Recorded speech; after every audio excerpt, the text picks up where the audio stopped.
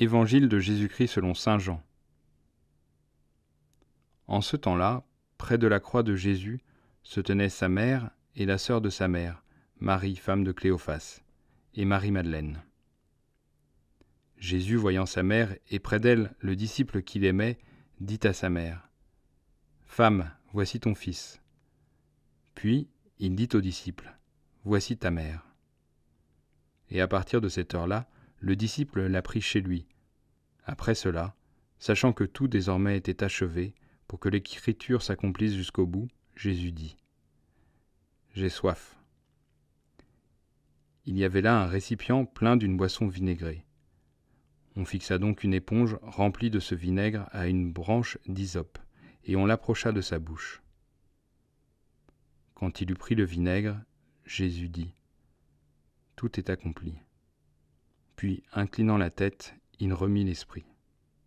Comme c'était le jour de la préparation, c'est-à-dire le vendredi, il ne fallait pas laisser les corps en croix durant le sabbat, d'autant plus que ce sabbat était le grand jour de la Pâque. Aussi les Juifs demandèrent à Pilate qu'on enlève les corps après leur avoir brisé les jambes. Les soldats allèrent donc briser les jambes du premier, puis de l'autre homme crucifié avec Jésus. Quand ils arrivèrent à Jésus, voyant qu'il était déjà mort, ils ne lui brisèrent pas les jambes. Mais un des soldats, avec sa lance, lui perça le côté, et aussitôt il en sortit du sang et de l'eau.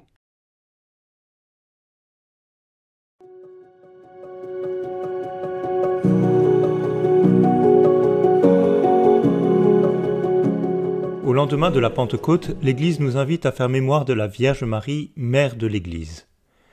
Hier, nous avons vu les apôtres transformés par le souffle de l'Esprit Saint à la Pentecôte, 50 jours après Pâques.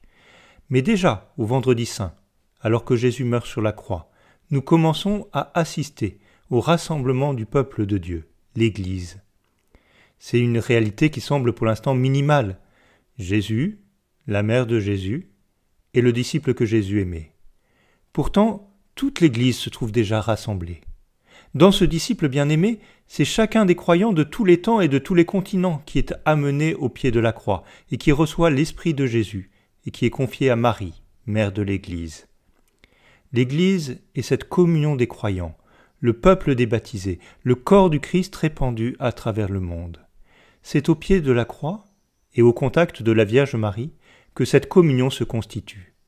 Et c'est toujours au pied de la croix et au contact de la Vierge Marie, mère de l'Église, que cette communion se renforce, s'approfondit et s'élargit. Vierge Marie, mère de l'Église, priez pour nous.